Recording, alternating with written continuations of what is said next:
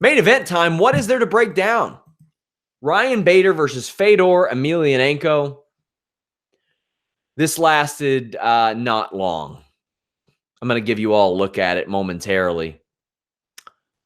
35 seconds, round one. Ryan Bader became a double champion by beating Fedor Emelianenko. Let's take a look at the footage, my friends. Let's just see how it went down. Womp. And that's a wrap. Ryan Bader emerges victorious. Joseph Boza says, this whole tournament felt weird to watch. Those 8 heavyweight fighters weren't heavyweight fighters. Ryan is 12-1 in his last 13 fights. Yeah, I bought Ryan Bader in it. I didn't buy a lot of these guys. Chael Sonnen, what's he doing in it? Rampage, sure. He ain't going to light heavyweight. He's a heavyweight now. Aaron Nicholson asks, how many times did Bader get hit in the tourney? I think maybe 0. He might not have gotten hit at all in this tournament, which is amazing. Fedor's washed, man. And I'll shoot you all straight about that. Look at Fedor's record. Look at who he's beaten lately. Did he used to be a great fighter? Yeah, he used to be one of the greatest fighters of all time. Is he now? No. Chael Sonnen, all right, cool. You're beating a guy 2 weight classes down. Frank Mir's going to be a pro wrestler now. Fabio Maldonado, you lost that fight, homeboy.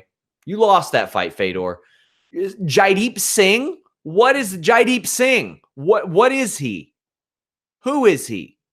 2-3 in his career? All right. Cool. Those are the people he's beaten since 2015. Mitrione beat him. How about the balls on Matt Mitrione in his commercial to say, me and Karatanov, we're a super fight. That's a super fight. The balls on Matt Mitrione to call that a super fight, and the balls on Bellator and Paramount to, 1, leave it in the commercial, 2, run that unedited. Man.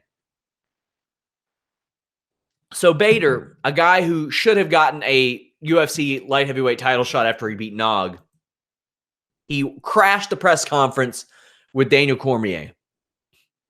And he sold me in Showdown Joe. Before that, we were like, really, him? He sold us, man. I was ready for it. And then they didn't give it to him. He jumped to Bellator and he became a double champion. It's amazing the way that works out. I feel a little robbed of a Ryan Bader Cormier fight. Now, a lot of you may say, well, Ryan Bader isn't the most exciting fighter, yada, yada.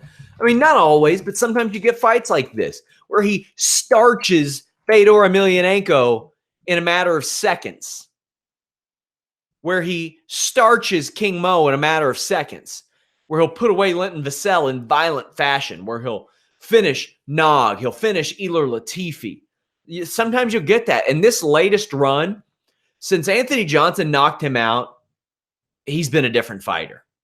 He's had, he's had 2 decisions, the Phil Davis fight and the Matt Mitrione fight. Phil Davis, who has a big wrestling skill set, and Matt Mitrione, who is way bigger than Bader. I don't blame him for that. Man. Ryan Bader told James Lynch that he has maybe 1 more fight left after this one. I don't believe that. I do not believe, unless you say he says 1 more fight on his contract. If he has 1 more fight on his contract, I could definitely see him going back to the UFC. And if he goes back to the UFC, I'd love that to be one of the fights that Cormier does. Give me Jones, give me Lesnar, give me Bader. I would love to see those 3 fights. That would be fantastic. However, Ryan Bader and Bellator has probably got Czech Congo up next. Czech Congo has sneakily won 8 fights in a row.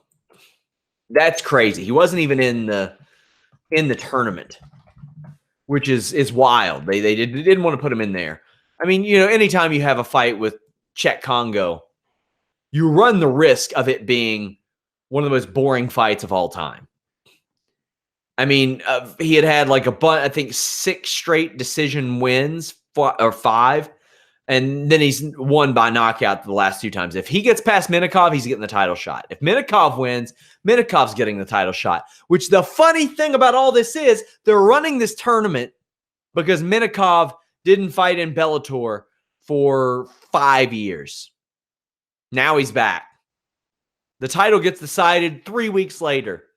Minikov's back. My God, what a situation we are in. We're going to talk about this at length on Tuesday on the Fightful MMA podcast with Showdown Joe and James Lynch. James Lynch will have unprecedented backstage access, and we'll be talking about all this stuff. Leave us a thumbs up, subscribe. We're out.